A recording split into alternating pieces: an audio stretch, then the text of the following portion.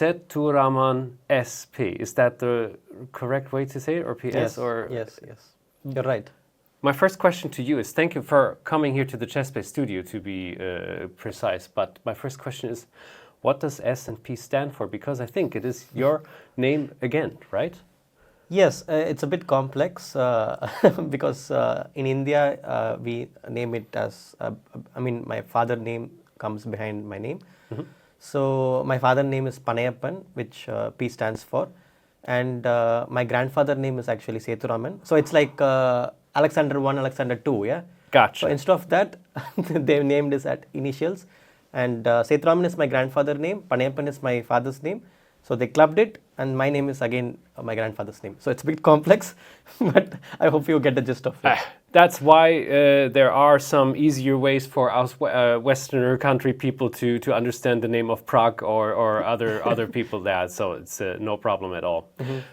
First and foremost, congratulations for your victory. That was, you were one of the favorites, but still, that was not to be expected because it's a strong field after all. Elyanov is that kind of a clear favorite after all. But how was the tournament for you in Weissenhaus after all, from the start to the beginning? Yeah, firstly, Weissenhaus is a great place to play chess. It's a cool resort as well. And I was invited by Mr. Sebastian. I really thank him for inviting me to this wonderful event. And when I saw the list, I was impressed with the playing field, because Elyanov was there, like you said. He's 26-72, and at some point he was number 6 in the world. He's such a strong player. Yeah. And apart from that, there are also many established grandmasters like Kolauds, Sune Berg-Hansen, and Christian Boyer. So all these people were there, and the youngsters, the upcoming youngsters as well, they are very sharp. And 2 rounds each day also was very tough, but in the end I dominated the field, I must say, because I won the tournament with 1 point ahead.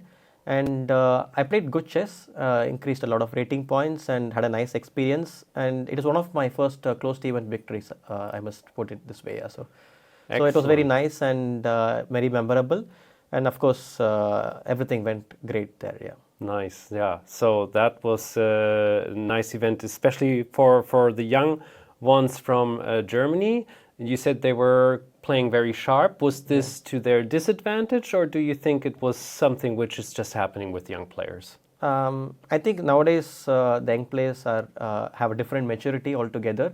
And I don't think it is as a disadvantage. They are fighting and they want to kill every game. So it is challenging for me as well, and a lot of things to take away from them as well. And it is quite nice to play them. Yeah. Let's dive into the real nitty-gritty of this interview, because very recently I had an interview with Sethuraman Krishnan, and it was amazing. He had so many stories to tell. And not only that you were in the same Olympiad team together, but we will get to that, of course. Yeah. Now, let's start from the very beginning, because you're also born in Madras, Chennai, after all. Yes. How was it for you growing up in this city? In this, I would almost say it's a chess city, right? Yes, thanks to all our former world champion Viswanathan Anand. So everyone grew up seeing him, and he is one of the main reasons why chess is like a hub of India. And a lot of tournaments happening. For example, Olympiad 2022 happened, and now there is a closed event as well. And it is very nice to be born in Chennai, because you get to meet a lot of friends, strong friends, and you can practice with them, and you can discuss chess with them. And of course, there is Vishy Anand to discuss, to get mentored, and it's a nice feeling. If you play chess, Chennai is the best place to be in India. So who taught you chess after all? Was it one of your parents or somebody else? My father is actually a chess player, retired chess player, and he used to be in the tall chess club. Back in those days, there was a tall chess club in Chennai, where actually Vishy Anand grew up. And so he was in the same league, and of course after some time he couldn't continue playing chess because of some other circumstances, and he taught me the game, and I took it up, and that's how chess became my passion. Do you have siblings? Yes, I have an younger brother. He's right now living in Australia. He's also running a chess academy. Ah, okay. So chess is part of the Family, yeah. family kind Yeah. of thing. And at what age did you learn chess? I learned at the age of 5. So also, yeah, quite early after all. And was it something which you felt an immediate passion, or was it more a thing that you go like, okay, that's seems to be part of my life now? I didn't think that way. Like till some point, I was just enjoying playing tournaments, and I like to win, of course. And it just gave me a lot of pleasure, and as well, I was studying in my school, and whenever I win a trophy, they announce my name so in the stage, and it gave me a lot of privilege as well. So slowly, I became a grandmaster, and then I thought, okay, I can take it up as a profession. Yeah. And getting back from a little bit in the childhood area, what was the most fascinating thing about chess for you?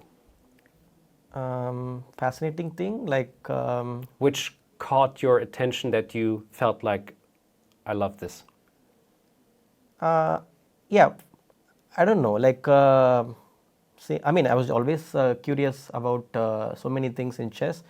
Like there are only 64 squares, yeah, but there are endless possibilities and endless moves, and every time there is a new game. Yeah, I mean, it's fascinating, right? With very less resources, it is the possibility simply multiplies every time, and a lot of decision making skills also you can learn, which you can apply in life, and how to deal with losses and so on. Yeah, and that fascinated me, and of course, I mean, yeah, these are the things I must say. Yeah. At one point, you noticed, hey, I'm quite good at this. You won tournaments in under 10, under 12 was one of your biggest victories. Winning the trophies and even gaining some kind of titles at one point. How was it for you, still very young? Was there some pressure, or did you feel like that's the natural way how it will go now?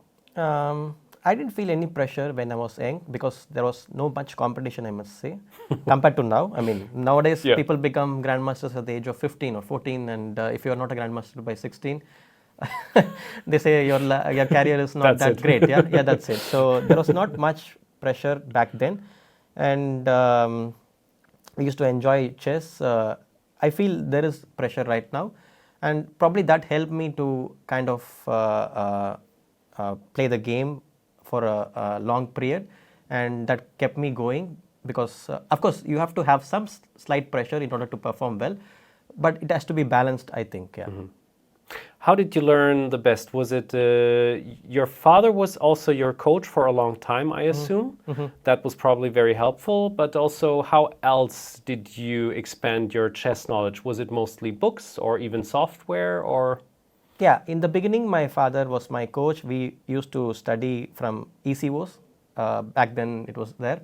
Now, I don't think people use Encyclopedia of Chess Openings, it's called. Ah, I see. And informators, of course, it's a big thing back those days. And slowly, there used to be New in Chess magazines, and I read every magazine, and there was chess-based magazines as well, and so on. And then I have worked with many coaches as well, apart from my father when I got strong. International Master P. Kongwil was one of them who mentored me, and again, one more international master from Chennai, Mr. Koshi, helped me as well. He lended me a lot of books, and that was very useful. And in the later stage, I have worked with Grandmaster R.B. Ramesh, famous coach from India. As you all know, he is the coach of Prague, and Vaishali, and so many upcoming youngsters. And then I have worked with many people like Alexander Goloshapov from Ukraine. He was the one who helped me to become a grandmaster from international master. And then Chuchilov as well. He helped me in my opening phase. My opening really got strong thanks to him, and so on. A lot of people kind of mentored me, and it was very useful for me. Yeah.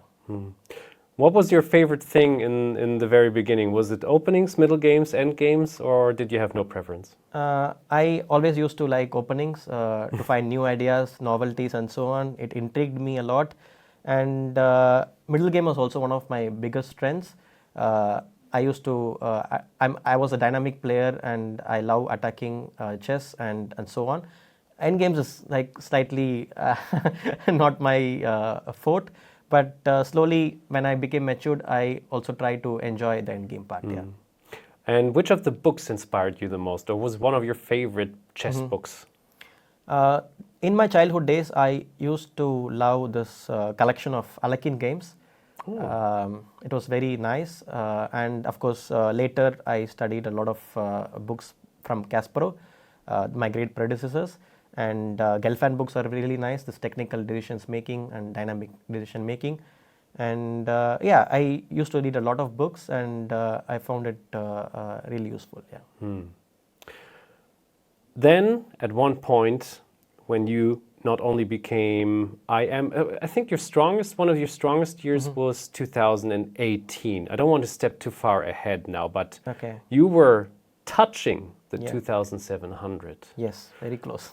I'm not saying it's over yet because you're actually gaining some momentum, it seems, and coming back to this to the 2600 strength and higher. But back then, was there something in your head where you thought like, I'm very close to get there, I will make it? And how did you feel about that? Yeah, back then, there are not much 2700s in India. Yeah. It was only, of course, Anand. Apart from Anand, Hari Krishna was there, and Sashikaran crossed 2700, and again he dropped quite quickly. It was a magical mark because very few people have achieved it. It felt like a magical mark, and it still is kind of. Yeah, it still is, but nowadays 100. you see the youngsters, they are aiming for 2800. That's true. Yeah. You're right. So yeah, but yeah, I was very close, and probably I had a lot of pressure. Instead of focusing on my chess part, probably I did focus on my crossing 2700. If I had not put too much pressure, it would have automatically come, I think. I don't know what is the reason. Suddenly I got stuck a bit there, and I dropped heavily. After COVID, things changed, and as you can see, a lot of grandmasters also dropped from their strength. Probably, yeah, things changed. Chess has changed as well. So slowly, I'm now trying to adapt to the new chess, and hopefully, I can improve and still fight for a good rating. Yeah. Let's talk about one of the, well, I don't know, which was actually your most significant moment in your chess life? Let's ask it this way. What was the thing was it your Grandmaster title or the bronze medal or something else? Yeah, for sure, the bronze medal is I thought so. The significant one in my career, because playing for India, for the first time we won a medal in Olympiad, and in fact, we did not have Anand or Hari in the team when we won the medal. Out of 170 countries, and we were like, I don't know, 30th or 40th seeding, starting rank. And then to win a medal out of those, that field was really, really special, and it was the first time. And for me as well, I represented India for the first time in the Olympiad. And it is something else. The feeling is something else when you win for the country. Yeah. Can imagine. So as I said, Sashikaran also was drawing out the whole tournament because it was very significant after all. I would like to have your perspective about the tournament because you probably still remember it very deeply. Yeah. How did you start? What was one of your most crucial games? You can go ahead. Yeah, I played on board number 2. I did not have a high rating compared to my other compatriots, but the coach of the team believed that I can do a great job on board number 2 because I was really motivated to play higher rated opponents. Back then I was 2590, and our first board was Parimarjan Negi. It was his last tournament as well, and then he was planning to quit from chess for some time, and I was playing board number 2, and Sashikaran was board number 3, and we had Adiban and Lalit Babu as well. We were quite an underdog team, and I really played well on board 2. I was undefeated. I didn't lose a single game. And actually, it was a tournament where I crossed 2600 for the first time as well. I gained something like 20 points. The last game was most memorable because we were playing against Uzbekistan.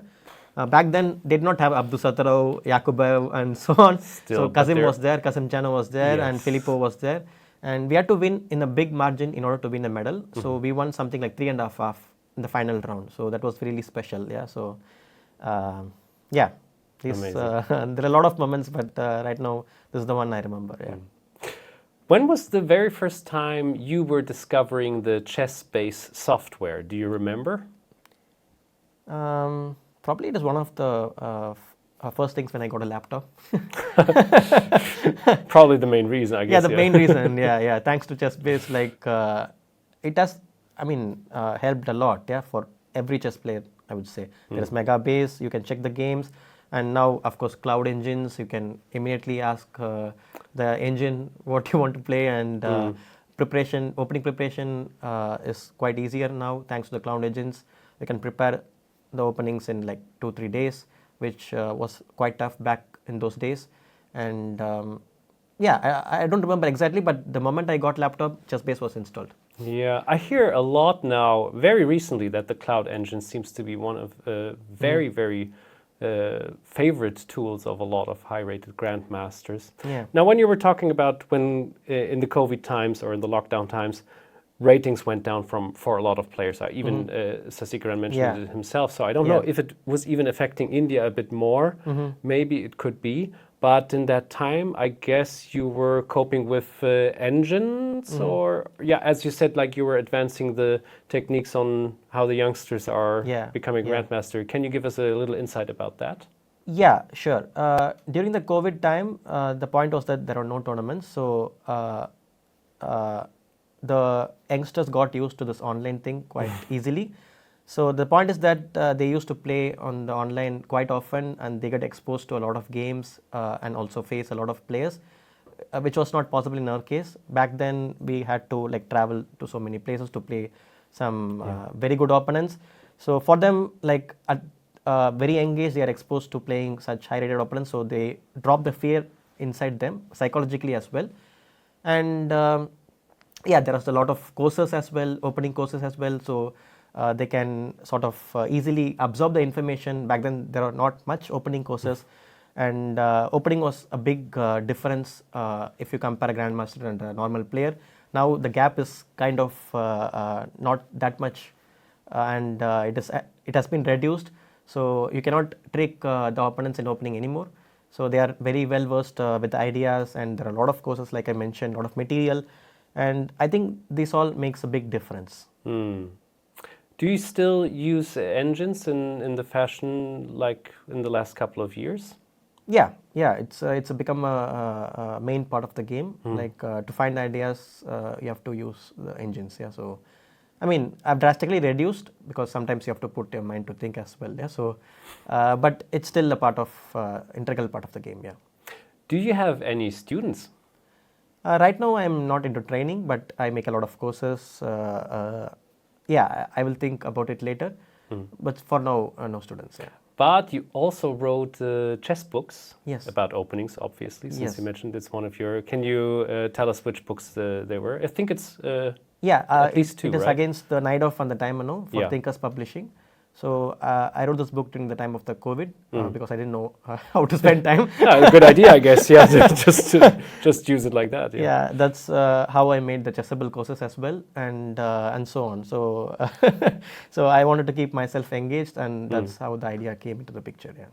Nice.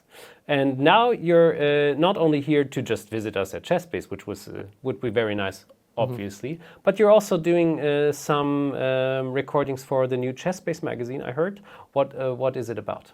So I'm doing an opening course on the classical Sicilian with the for the black pieces, and that is why I'm here. But of course, when I came here, I was stunned by the office. I mean, what a huge office, and everything is well organized. And everywhere there's some nice chess posters. So for a chess lover, it's like a great place to be here. And I'm looking forward to come in the future as well because I like the place. And I enjoyed recording the chess course on classical Sicilian. It will be released in a few months, and the viewers can enjoy it as well. Nice. One last question. So I see that you're gaining momentum again, and you're gaining rating again. You're winning tournaments out of a sudden again. You have some ambition left to cross the 2,600, 50, maybe even go up to 2,700? Is this something, I mean, you're 31 years old, right? Yeah. Is this something where you go like, that, I'm sorry, I mean, I have to be realistic. Those times are over. There's too many youngsters. I'm already like in the football player age almost. Or do you say like, nothing's impossible? I don't know whether I'm old or not in terms of chess standard. So because comparing by the things Gukesh or Prag has achieved at the age of 18 or 19, it's a different story. Sure. But still, like you mentioned, I still have some ambitions left. Because like you said, I'm winning tournaments here and there, so it is still something is left in me to keep going at the level I'm playing. I mean, 2600 is very easy to achieve. I have been there like for almost 12 years, so it's not a big deal. Like you said, maybe slowly get to 2650 and then slowly try for 2700 in a relaxed manner. So I don't want to put so much pressure at this time. I just want to enjoy chess and play as less as possible and then take it where it goes. Of course, I'm still working hard, so I feel that I can try for more. So that is my aim. I mean, right now not thinking in big terms, but maybe short-term goals. Yeah, to have like first 2600, then 2650, and so on. And I have won many tournaments as well recently that give some motivation for me. And hopefully I can reach where I want to be. Yeah. Well, Sethuraman, I guess all of us can agree that we will wish you the best of luck for this journey. I believe in you, and I've seen you play also in Biel, so you still have the fire going, so I'm very confident that you can actually make it. It was a pleasure. Thank you for being here. Yeah, thank you so much.